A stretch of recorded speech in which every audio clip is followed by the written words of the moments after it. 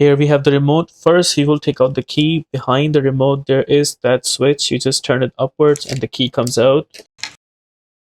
After the key comes out, I'll use this kind of screwdriver. You can use any kind of screwdriver. It doesn't have to be this short or long, as long as you can punch the screwdriver right in that hole right there. So what I will do is I will take the screwdriver and punch it in the corner to make some room right there. There you see the room has been created. Now I will try to squeeze the screwdriver just like that, and this is how the remote is open. Now carefully take it out so that no part inside the remote is spilled outwards. There we open the remote right there. This is the battery. I will take out the battery and show you what kind of battery is it.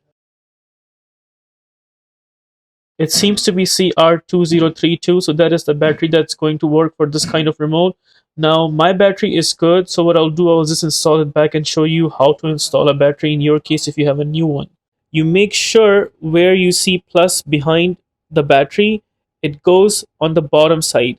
So just like that. There we got the battery installed. Now what I will do is I will punch in back both the covers together. In my case, I will not be spilling over this side because this side is actually coming off, so I don't want to do that. Instead, I'll be punching in this side on top of the button side, which is behind. You see there are some buttons right there. In this way, the battery portion is not spilling out, and this makes it safe for us to combine both the pieces together.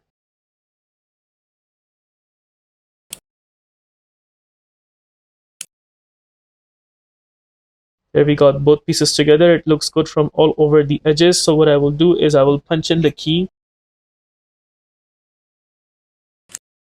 There we got the remote with the key all together, and this wraps up the replacement for the battery of this remote. If this video helps you in any way, please consider liking this video and subscribing to our channel.